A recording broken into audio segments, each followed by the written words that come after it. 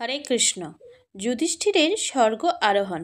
কুরুক্ষেত্রে যুদ্ধের পর যুধিষ্ঠির হাতে রাজ্যভার অর্পণ করে শ্রীকৃষ্ণ দ্বারকায় চলে গেলেন। রানী গান্ধারীর অভিশাপে নিজেদের মধ্যে যুদ্ধ করে যদু বংশ নির্মূল হয়ে গেল। বলরাম যোগাসনে বসে দেহত্যাগ করলেন।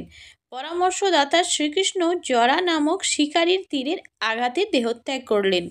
দারুক সারথির মাধ্যমে খবর পেয়ে অর্জুন ও দ্বারকায় গিয়ে দেখলেন শ্রীকৃষ্ণ ও বলরাম দুই ভাই দেহত্যাগ করেছেন।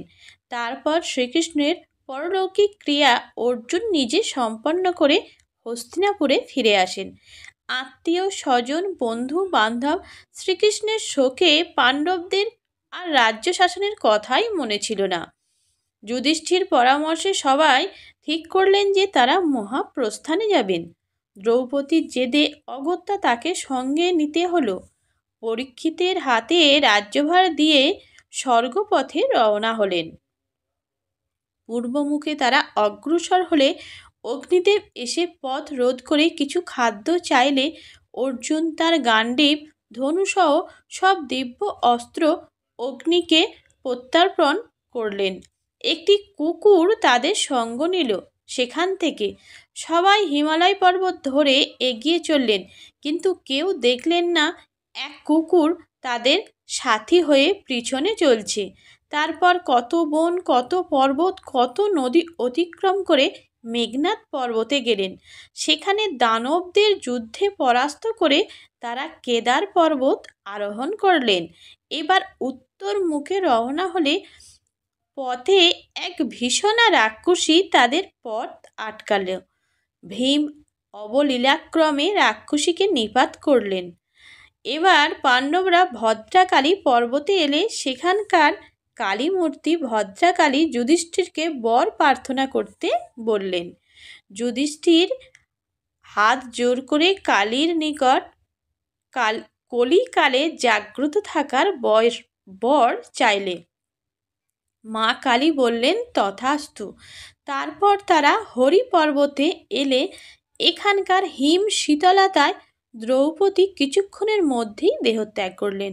ভীম ধর্মরাজ যুধিষ্ঠিরকে প্রশ্ন করলেন, কোন পাপে দ্রৌপদীর মৃত্যু হলো? ধর্মরাজ বললেন, পঞ্চস্বামীর মধ্যে অর্জুনের প্রতি তার আকর্ষণ বেশি থাকার পাপে দ্রৌপদীর মৃত্যু হলো। আবার শুরু হলো পথ চলা। বদ্রিকাশ্রমে গিয়ে তারা দেখা পেলেন দ্রোণপুত্র অমর অশ্বত্থামার। সেখানে কিছুকাল বিশ্রামের পর সহদেবেরও মৃত্যু হলো। ভীমের প্রশ্ন, যুধিষ্ঠির বললেন, জ্যোতিষী রূপে ভাই সহদেবের ভূত ভবিষ্যৎ ও বর্তমান সবই জানা ছিল। পাশা খেলায় আমার হার হবে জেনেও সে আমাকে সাবধান করেনি। বর্ণাবতে আমাদের পুড়িয়ে মারা হবে জেনেও আমাদের সতর্ক করে দেয়নি। এই তার পাপ।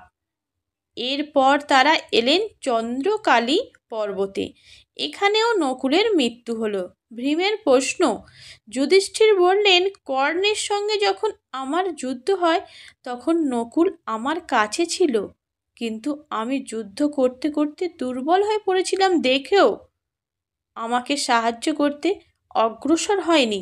এই ছিল তার পাপ। পরবর্তী বিশ্রামস্থলে নন্দীঘোষ পর্বতে অর্জুন তনুত্যাগ করলেন। ভীমের প্রশ্ন, যুধিষ্ঠির বললেন, অর্জুনের পাপ হলো সে আমার চেয়ে বেশি ভালোবাসত দ্রৌপদীকে, আর সব কিছুকে সে হেয় জ্ঞান করত। চলতে চলতে এরপর সোমেশ্বর পর্বতে মৃত্যুবরণ করলেন ভীমসেন।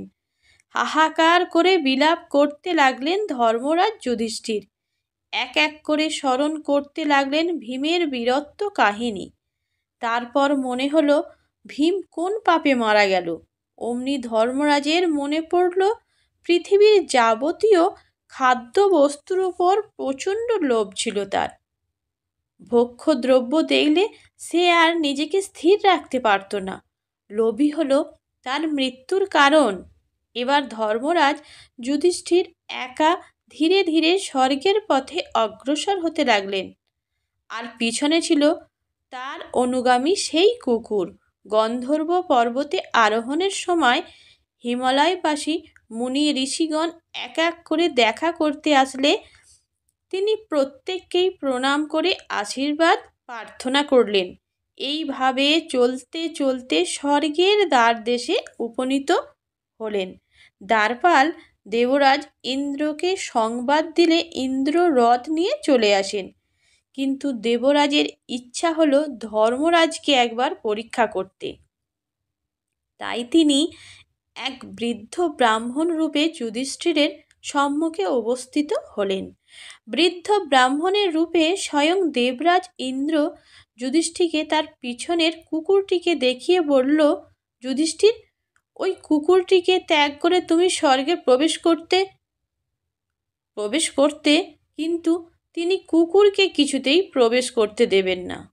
তখন যুধিষ্ঠির হাত জোর করে বললেন, এই অবলা জীবটি আমার মতনই কষ্ট করে এই স্বর্গের দ্বারে পৌঁছেছে, তাই হয় আমাদের দুজনকে প্রবেশের অনুমতি দেয়া হোক, নয়তো আমরা এইখানেই থাকব। পরের পর্ব অবশ্যই শুনবেন। হরে কৃষ্ণ।